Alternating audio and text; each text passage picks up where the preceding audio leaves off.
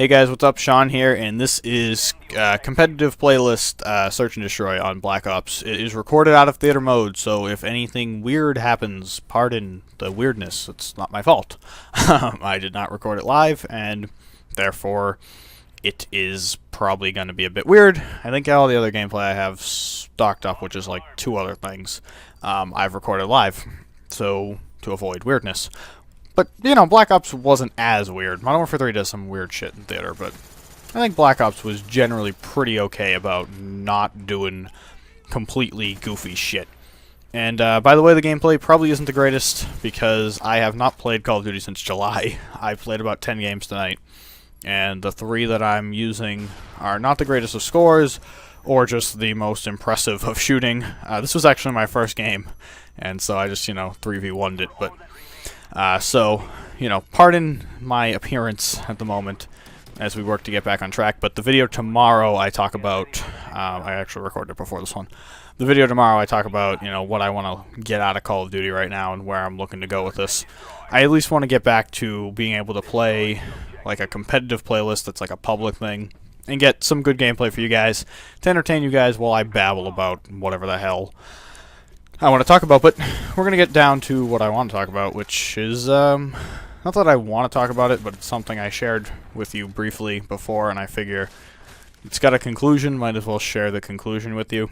And so, you probably figured it out from the title. My grandmother passed away on Thursday the 4th, I believe.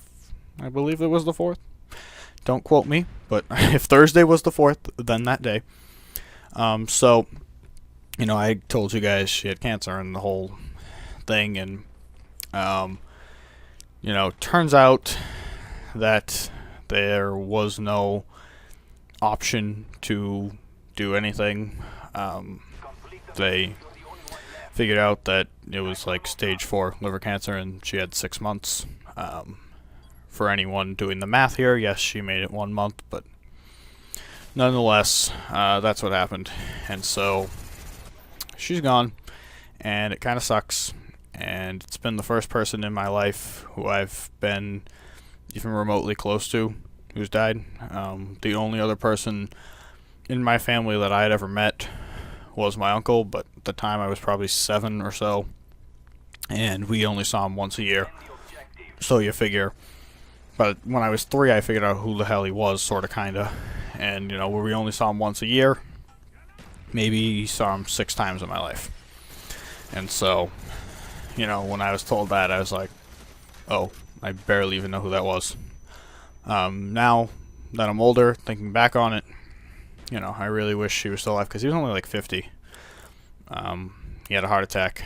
So, and I really wish he was still alive because, it was my dad's brother, so it was I kind of wish at least got to meet him a bit more than I did, but it is what it is.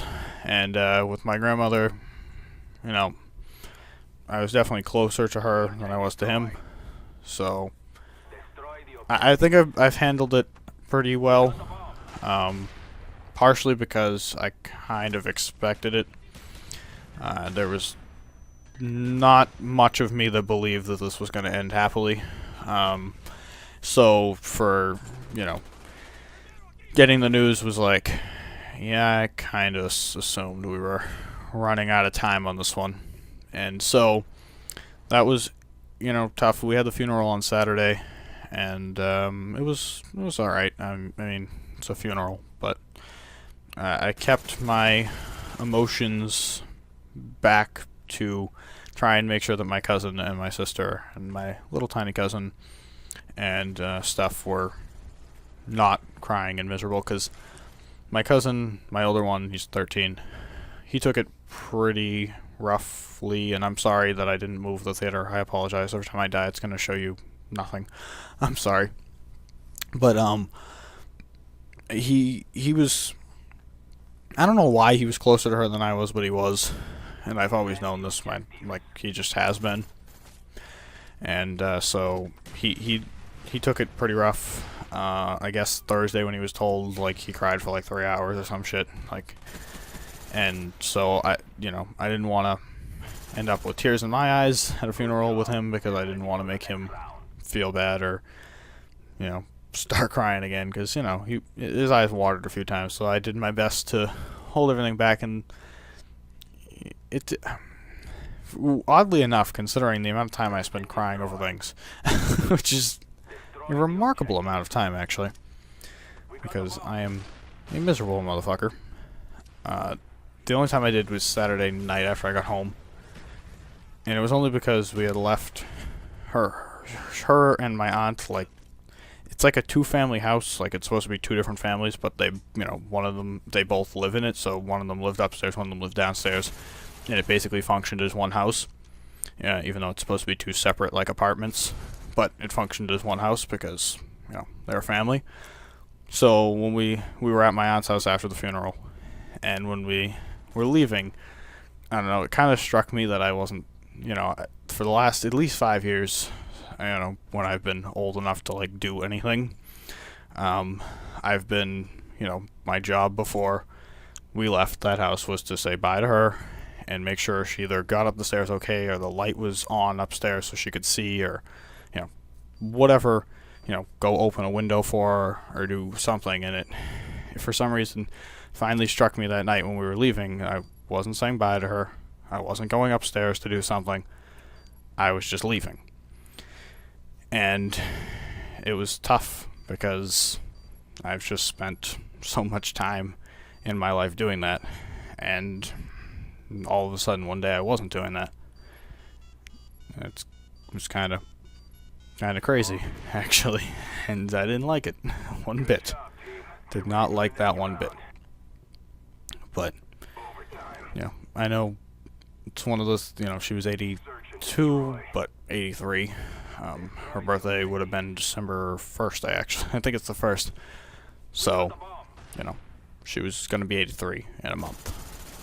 And, I don't want to say you should die at 83, or, like, you know, you shouldn't live to be 95 or whatever, but, you know, once you get to, like, 80, or even 70, it's kind of one of those things that you don't think about, but you kind of know can happen anytime.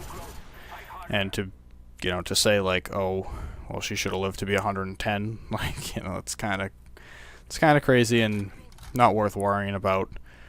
Just gotta remember things were good and move on, I guess. Not sit here and dwell on it, because the last thing that is okay for me to do is dwell on anything, because I will dwell on the fact that I broke a pencil today, and I will be miserable that that pencil broke. So, you know, I just been doing my best to kind of not think about wish I did this, wish I did that, because there's a few things I wish I did, and I just can't worry about it. So, anyways, guys, I know you're going to say something nice, I know, sorry or whatever, so thank you for that in advance, because you guys were nice in the vlogs about what was going on, so I assume the same here. And thanks for watching, and I promise tomorrow will be much lighter and more fun. So, thanks, guys.